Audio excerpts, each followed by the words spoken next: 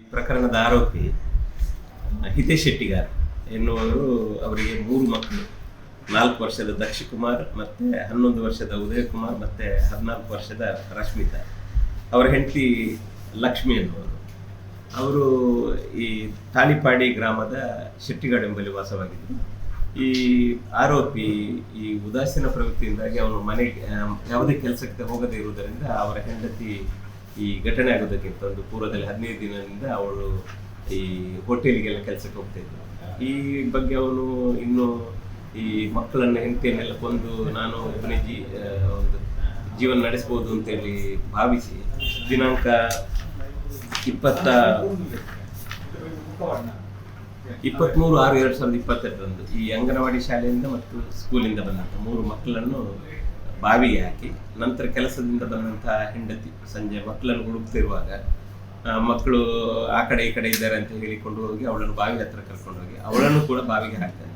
ಆ ಸಂದರ್ಭದಲ್ಲಿ ಅವಳು ಗಂಡನ ಕೈಯನ್ನು ಹಿಡ್ಕೊಂಡಾಗ ಅವನು ಕೂಡ ಬಾವಿಗೆ ಬೀಳ್ತಾನೆ.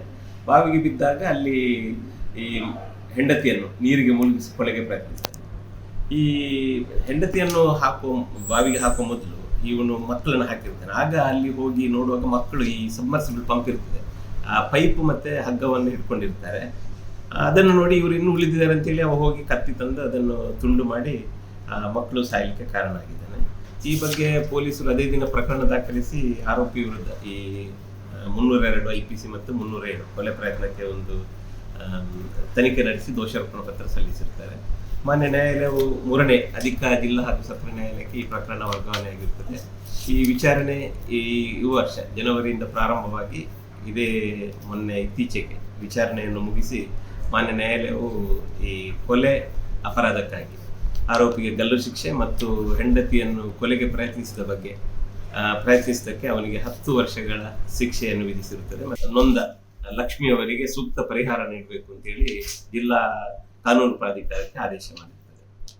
ತೀರ್ಪನ್ನು ಜಿಲ್ಲಾ ಹಾಗೂ 3ನೇ ಹೆಚ್ಚುವರಿ ಜಿಲ್ಲಾ ಹಾಗೂ ಸತ್ರ ನ್ಯಾಯಾಲಯದ ನ್ಯಾಯಾಧೀಶರಾದ ಸಂಧ್ಯಾ ಹೆಸರು ಅವರು ನೀಡಿದ್ದಾರೆ.